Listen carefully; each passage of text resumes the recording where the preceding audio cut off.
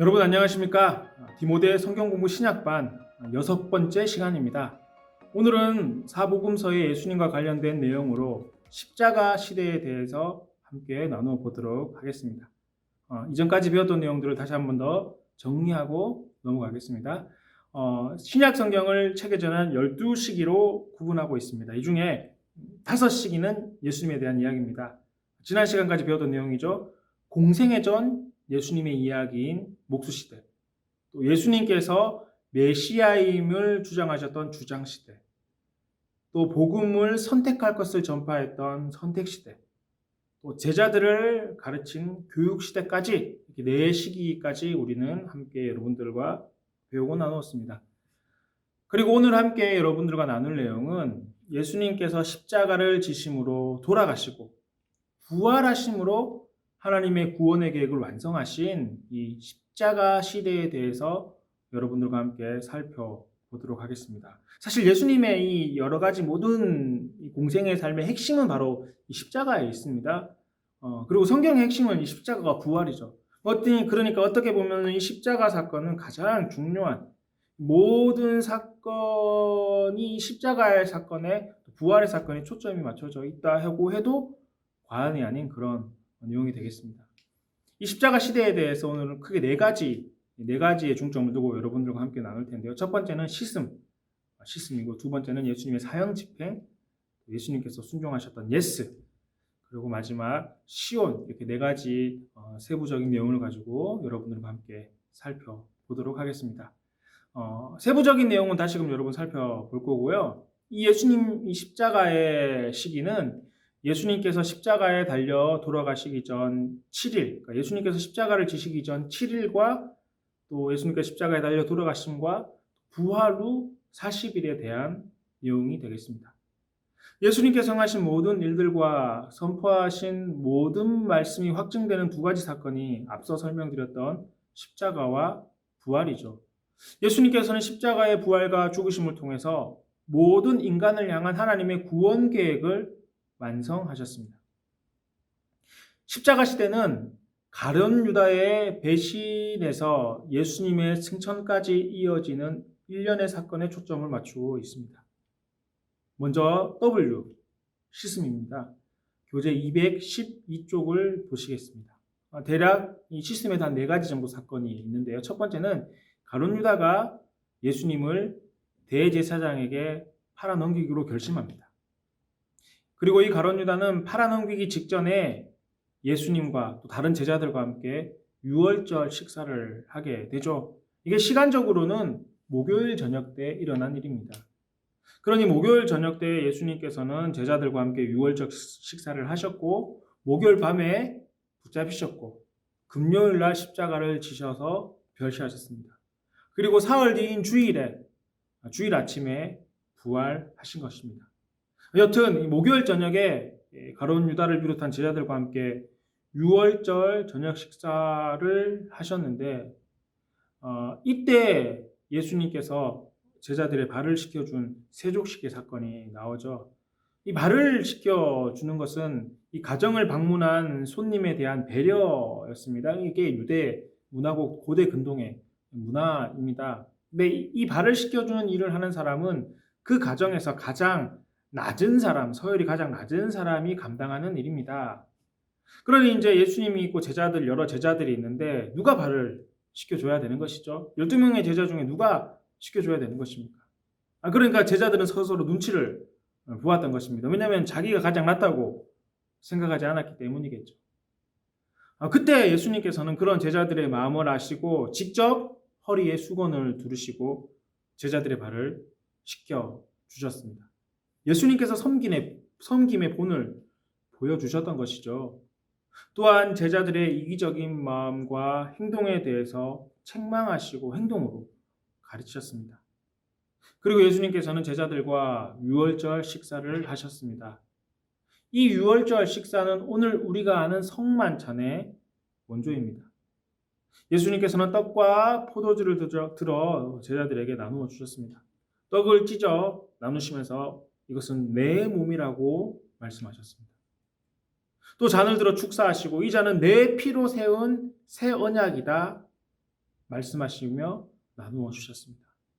여러분, 성만찬은 예수님의 죽으심과 구원 사역을 설명해 주셨고 가시적으로 보여주신 사건입니다. 그리고 여러분, 오늘 우리의 성만찬도 그런 시간입니다. 그냥 단순히 어떤 의식, 행동이 아니라 이 성만찬의 예식을 통해서 주님의 몸을 내 안에 간직하고 주님의 피를 내 안에 간직함으로 말미암아 십자가의 사건을 다시금 회상하고 기억하고 내 안에 담아 그 십자가의 능력으로 살아가는 것을 돕는 시간이고, 보이지 않는 하나님을 우리의 오감으로 체험하는 귀하고 복된 시간이 되는 것입니다.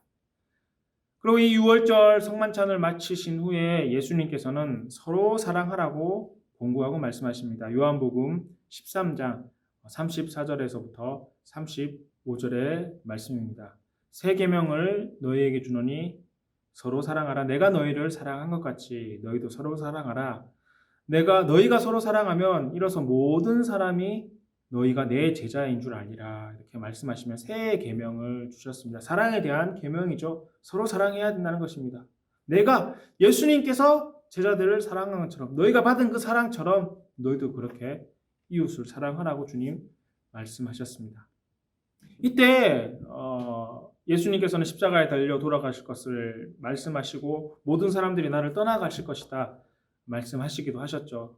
그런데 베드로는 그런 예수님에게 이야기합니다. 주님, 다른 사람이 다 예수님을 모른다 하여도 저는 주님을 결코 떠나지 않을 것입니다. 주님을 부인하지 않습니다. 이렇게 이야기합니다. 세족식과 성만찬 사건 이후 사랑의 교훈을 다 마치신 후에 이런 제자들의 이야기를 다 들으신 후에 예수님께서는 그 다음에 겟세마네 동산에 가셔서 기도하셨죠. 예수님께서는 앞으로 다가올 이 십자가를 생각하며 제자들에게 기도할 것을 부탁하였지만 제자들은 예수님과 함께 기도하지 못했습니다. 비록 예수님은 십자가 앞에 두고 근심하고 괴로워하시기도 하셨죠. 그 괴로움의 모습에 대해서 신약 성경에는 잘 나오기도 합니다. 그렇지만 하나님의 뜻이기 때문에 예수님께서는 너무나 모욕적이고 치욕적인 이 십자가를 감당하시기로 하셨고 기꺼이 순종하셨습니다. 마태복음 26장 42절의 말씀이죠. 이 고민하고 번뇌하시는 예수님의 마음에 대해서 주님 이렇게 고백합니다. 내 아버지여, 하나님께 기도하는 거죠. 만일 예수님이죠. 내가 마시지 않고 이 잔을 내게서 지나갈 수 없거든 아버지의 원대로 되기를 원합니다. 이렇게 기도하기도 하였습니다. 옆에 그림처럼 요약해 볼 수 있을 것입니다. 가룟 유다가 예수님을 팔아 넘기기로 작정하였고 예수님께서는 목요일 저녁 제자들의 발을 씻기시고 또 제자들과 6월절 식사 즉 성만찬을 하셨으며 그때 새 계명 즉 서로 사랑할 것을 선포하셨습니다. 그리고 겟세마네 동산에서 기도하셨으며 또 힘들고 또 고난과 수치를 감당해야 하는 십자가를 지심에 대해서 번뇌하기도 하셨지만 감당하기로 결정하신 이 내용들입니다. 자, 다음은 여러분 함께 보실까요? 교재 214쪽 X 사형입니다. 이 가룟 유다는 예수님을 팔아 넘기기로 작정하였고 시간이 되었기에 신호를 보내어서 군인들이 예수님을 결박해 가게 되었습니다. 이는 겟세마네 동산에서 있었던 일이죠. 그러나 함께 있던 제자들 모두는 예수님을 지키지 못했습니다. 그들은 예수님을 떠나지 않을 것이다 호언장담했지만 그 누구도 예수님을 지키지 못하고 예수님을 떠나갔습니다. 그토록 부인하지 않겠다고 이야기했던 베드로마저 도망쳐 버렸습니다. 목요일 밤 예수님께서는 체포되어 그 다음날 아침까지, 그러니까 목요일 저녁부터 밤부터 시작해서 금요일 아침까지 총 5차례의 신문을 받으셨습니다. 먼저 왜 이렇게 많은 신문을 받으셔야 했는가, 이것을 좀 알아봐야 될 것인데요. 이는 유다 종교 지도자들에게, 유대의 정치권자들에게는 사형을 집행할 권한이 없었기 때문입니다. 공식적으로 사형을 할 수 있는 사람은 로마의 총독인 빌라도와 당시 그 지역을 관할하고 있던 분봉왕인 헤롯에게만 있었기 때문입니다. 그래서 예수님께서는 여러 차례 신문을 받으셨는데 가장 먼저 신문을 받으신 것은 당시 대제사장인 가야바의 장인이자 대제사장을 역임했던 안나스에게 끌려가서 신문을 받았습니다. 아마 오늘날로 따지면 좀 고문 좀 되는 것 같아요. 아주 높은 위치에 아주 많은 역할들을 했던 그런 사람인 것 같습니다. 그럼 안나스에게 먼저 신문을 받으셨고요. 그리고 난 다음 옮겨져서 유대인들의 정치기구인 산헤드린 공회와 당시 대제사장인 가야바에게 신문을 받았습니다. 많은 사람들이 예수님을 거짓 증언으로 거짓 증거로 예수님을 잡고자 하였지만 모함했지만 예수님께서는 침묵으로 일관하셨습니다. 그런 예수님께서 자신이 하나님의 아들이며 그리스도라는 사실을 당당히 밝히셨고 산헤드린 공회는 이것을 통하여 예수님께서는 신성모독을 하였다. 신성모독의 죄로 공식적인 판결을 내려 예수님을 죽이고자 하였습니다. 그렇지만 여러분 앞서 설명해 드렸듯이 산헤드린 공회에서 그렇게 결정한다고 해서 예수님을 죽일 수는 없었습니다. 의결은 할 수 있었지만 집행의 권한은 없었던 것입니다. 그래서 이런 예수님에 대한 이 판결을 가지고 다시 로마의 총독인 빌라도에게 가서 예수님을 사형시켜 달라고 청원을 했던 것입니다. 빌라도는 이런 예수님을 신문했지만 아무런 혐의도 찾지 못했기 때문에 돌려보냈습니다. 이에 예수님을 이 로마의 지도자들을 유대의 지도자들은 헤롯 왕에게 호송하여 헤롯의 신문을 받기도 하였지만 헤롯 역시 예수님을 사형 집행하지 않으셨고 다시금 빌라도에게 돌려보냅니다. 여러 가지 정치적인 이유가 있기도 하고 또 예수님을 죽인다는 것, 사형시킨다는 것 자체가 헤롯에게 입장에서는 굉장히 이 당시 인기 있었던 민중으로부터 지지를 받던 사람을 죽인다는 게 헤롯의 입장에 있어서도 좀 부담스러운 그런 일이었을 것입니다. 그래서 다시금 빌라도에게 돌려보냅니다. 다섯 번째 빌라도에게 다시 신문을 받게 되는데요. 여전히 예수님의 죄를 찾을 수 없었지만 빌라도는 좀 다른 생각을 했습니다. 유다 종교 지도자들이 이 예수님을 싫어하고 사형시켜 주기를 원하니까 이 유대 지도층의 환심을 사기 위해서 예수님을 사형 판결을 내리게 됩니다. 그리고 금요일 오전 9시경에 예수님께서는 예루살렘 외곽 언덕의 두 명의 제수와 함께 골고다 언덕이죠. 십자가에 못 박히셨습니다. 빌라도가 예수님의 죄로 내린 죄목은 내란이었습니다. 그래서 예수님의 제명은 유대인의 왕으로 하게 되었던 것입니다. 요즘 말로 하면 반역을 꿈꾸었다. 이런 정치범이 된다라는 거죠. 십자가상에서 예수님께서 7가지 말씀을 하셨는데 이것을 가르쳐 우리는 가상칠언이라고 이야기합니다. 아버지여 저들을 사하여 주옵소서. 자기들이 하는 것을 알지 못함이니이다. 오늘 내가 나와 함께 낙원에 있으리라. 여자여 보소서 아들이니이다. 보라 내 어머니라. 엘리 엘리 라마 사막다니. 내가 목마르다. 다 이루었도다. 아버지여 내 영혼을 아버지의 손에 부탁하나이다.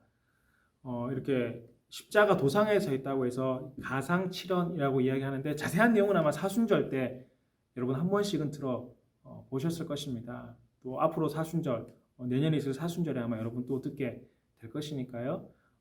이 내용은 여기서 생략하고 넘어가도록 하겠습니다. 그리고 금요일 오후 3시경 예수님께서는 십자가상에서 저와 여러분들의 죄를 대신해서 십자가에 돌아가셨습니다. 여러분 그것은 단지 유대인들의 죄만을 위해서 돌아가신 것이 아닙니다. 오늘 저와 여러분의 죄를 위해서 예수님께서는 십자가에 달려 돌아가신 것입니다. 예수님의 영혼이 육신을 떠나실 때 성소 예루살렘에 있는 이 성소와 지성소, 하나님이 계신 지성소와 성소를 구분하는 휘장이 있었는데 그 휘장이 위로부터 아래로 갈라졌습니다. 동시에 지진이 일어나 바위들이 갈라지기도 하였고요. 또 이런 광경 가운데 로마의 병사들과 주변의 사람들은 겁에 질려 고백하기를 이는 진실로 하나님의 아들이었도다라고 고백하기도 하였습니다. 이런 예수님의 죽으심은 일반적으로 의롭게 죽은 사람들과는 전혀 다른 매우 특별한 죽음입니다. 첫째, 예수님께서는 자발적으로 여러분 죽으셨습니다. 죽음의 원인은 죄입니다. 죄로 인하여 모든 사람이 죽게 되죠. 하지만 여러분, 예수님께서는 죄가 없으심에도 불구하고 본인의 죄로 인한 것이 아니라 다른 사람들의 죄를 위하여 자발적으로 자신의 목숨을 버리기로 결정한 죽음입니다. 또한 예수님의 죽음은 다른 사람을 위한 대속의 죽음이었습니다. 죄의 값은 사망이면 이는 죄인 된 우리가 감당해야 할 일이지만 예수님께서는 저와 여러분의 죄를 대신하여 감당하신 것입니다. 그러므로 우리의 죄가 용서받은 것은 저와 여러분들이 의로운 일을 행하기 때문에, 저와 여러분들이 예배를 드리기 때문에, 저와 여러분들이 교회에 봉사했기 때문이 아니라, 우리가 착하게 살아서가 아니라 우리의 죄를 대신하여 죽으신 예수님을 믿음으로 말미암아, 그 믿음으로 말미암아 우리의 죄가 용서받게 된 것이고, 그래서 구원의 선물을 받게 된 것입니다. 자, 다음은 교재 217쪽 예스입니다. 예수님께서 십자가에 죽으신 다음에 아리마대 사람 요셉이 예수님의 장례를 치르게 되었습니다. 그가 준비한 돌무덤에 예수님께서는 안치되었던 것입니다. 서기관과 바리새인들은 그런데 예수님의 죽음 이후 좀 걱정했던 것이 있습니다. 왜냐하면 예수님께서 생전에 부활에 대한 이야기를 하셨기 때문에 혹시나 예수님을 추종하는 무리들이 예수님의 시체를 가지고 갈까봐, 그리고 부활했다고 이야기할까봐 이 무덤 앞에 경비병들을 배치하여 돌무덤을 지키게 하였습니다. 그럼에도 불구하고 여러분, 예수님께서는 분명히 부활하셨습니다. 약속하신 대로 사흘 만에 부활하셨습니다. 그리고 잠자는 자들의 첫 열매가 되어 주셨습니다. 우리 기독교 신앙에 있어서 부활이었다면 여러분, 이것은 껍데기에 불과합니다. 만약 여러분 부활을 믿지 않고 예수님을 믿는다 이렇게 이야기하면 그것은 거짓입니다. 잘못된 믿음입니다. 예수님에 대한 믿음은 부활에 기초하는 겁니다. 십자가의 사건과 부활이 없는 예수님은 그것은 단순히 예전에 있었던 선인에 불과한 것입니다. 그분이 우리의 구원자가 되시는 것은 십자가에서 죽으시고 부활하셨기 때문입니다. 여러분, 우리가 믿는 예수님은 그렇습니다. 이 땅에 성육신하셨고 십자가에 달려 돌아가셨지만 사흘 만에 부활하신 예수님입니다. 우리가 예배 때마다 고백하는 사도신경의 내용이 그런 것 아니겠습니까? 이렇게 부활하신 예수님께서는 40일 동안 예수님 제자들과 함께 이 땅에 계셔서 부활의 증거가 되어 주셨습니다. 부활하신 예수님에 대해서 이 신약 성경에는 총 9번 제자들에게 나타나신 모습들을 기록하고 있는데요. 가장 먼저 예수님께서 나타나셨던 것은 무덤에 찾아온 막달라 마리아에게였습니다. 예수님의 시신이 없어졌다는 것을 보고 슬퍼하고 슬피 울고 있을 때 예수님께서는 그 막달라 마리아에게 나타나셔서 위로해 주셨습니다. 두 번째로 예수님께서 나타나신 것은 예루살렘에 있는 다른 여인들에게였습니다. 막달라 마리아가 예수님의 부활의 소식을 들고 전하려고 막 달려갔을 때 부활하신 예수님께서는 이미 다른 두 여인에게 나타나 주셨습니다. 세 번째로 예수님께서 나타나신 것은 엠마오로 가는 두 제자에게였습니다. 부활하신 예수님께서는 엠마오로 가는 두 제자에게 나타나셔서 구약의 성경을 강론하여 주시고 그들과 동행하시고 그들과 함께 음식을 잡수신 뒤에 함께 있었던 그 엠마오로 가는 두 제자의 마음이 막 뜨거워진 것을 알게 되었고 호련히 두고 떠나셨습니다. 예수님이 떠나신 다음에야 이 두 명의 제자들은 그제서야 함께 하셨던 분이 부활하신 예수님이구나 라는 것을 깨닫게 되었던 것입니다. 네 번째로는 시몬 베드로에게 나타났습니다. 11제자, 가룟 유다가 자살을 하게 되죠. 그러고 난 다음 11제자에게 있었는데 예수님께서는 그 11제자 중에서도 가장 먼저 베드로를 찾아가셔서 부활의 증거로 보여주셨고요. 다섯 번째는 도마를 제외한 11제자에게 나타나셔서 십자가에서 입은 손발의 상처를 보여주시며 부활하심을 제자들에게 알려주셨습니다. 그리고 여섯 번째는 도마를 포함한 11제자, 모든 제자에게 나타나셨죠. 도마가 그때 없다 보니까 제자들이 예수님 부활했다 이런 이야기를 하니까 나는 예수님 이 손에 못 자국하고 이거 보지 않고는 난 도저히 못 믿겠다. 그렇게 이야기했을 때 예수님께서 그 도마에게 나타나셔서 나의 상처를 만져보라 말씀하셨습니다. 그때 도마는 예수님의 그런 이야기를 하죠. 나의 주시며 나의 하나님이시니이다. 이 도마의 고백입니다. 그리고 일곱 번째는 500여 제자들에게 일시에 보이셨습니다. 예수님께서 아마 이때 지상명령인 마태복음 28장 19절에서 20절 말씀을 하지 않았을까 추측합니다. 지상명령 잘 알고 계신 말씀이죠. 그러므로 너희는 가서 모든 민족으로 제자를 삼아 아버지와 아들과 성령의 이름으로 세례를 베풀고 내가 너희에게 분부한 모든 것을 가르쳐 지켜 행하게 하라. 볼지어다 내가 세상 끝날까지 너희와 항상 함께 있으리라. 이 말씀을 그때 하시지 않았을까 생각합니다. 그리고 여덟 번째는 예수님의 친동생입니다. 야고보와 모든 사도들에게 나타나셨습니다. 그리고 마지막으로 아홉 번째는 승천하시기 직전에 제자들에게였습니다. 이때 예수님의 재림, 다시 오심에 대해서 묻는 제자들에게 하신 말씀이 사도행전 1장 6절에서 7절 말씀이죠. 때와 시기는 언제 올지는 아버지의 권한에 두셨으니 너희가 알 바가 아니요 오직 성령이 너희에게 임하시면 너희가 권능을 받고 예루살렘과 온 유대와 사마리아와 땅끝까지 이르러 내 증인이 되리라 말씀하셨습니다. 여러분 이것은 사도행전의 주제이기도 하죠. 사도행전 나중에 계속해서 배우시겠지만 예루살렘 교회에서 온 유대 지방에 퍼지고 사마리아와 땅끝까지 이르러 복음의 역사가 확장되는 모습들을 우리는 볼 수가 있습니다. 이렇게 예수님께서는 부활 후 여러 사람들에게 부활의 증거가 되어주셨고 부활 신앙을 가진 제자들은 땅끝까지 이르러 주의 복음을 증거하는 자들이 되었습니다. 자, 십자가 시대의 마지막 내용입니다. Z, 시온입니다. 교재 219쪽을 계속해서 보시겠습니다. 시온은 시온산에 세워진 예루살렘에 대한 이름입니다. 그러니까 예루살렘 산이 있는데 그게 이제 시온이라는 이름, 시온산이라는 이름 이렇게 쓰기도 하는데요. 이게 이제 예루살렘 동쪽 감람산이라는 곳, 동일한 지명입니다. 거기서 승천하시고 또한 그때 제자들에게 다시 올 것을 이야기하는 것입니다. 그러니까 시온산, 감람산 같은 산입니다. 그런데 이게 이제 Z를 따다 보니까 시온이라는 단어를 쓴 것 같아요. 예수님께서 다시 오신다. 이것을 신학적으로는 재림이라고 합니다. 다시 설명하면 2000년 전에 예수님께서 오신 것을 초림, 첫 번째 오신 것이고요. 예수님께서 다시 오심에 대해서 재림이라고 이야기하는 것입니다.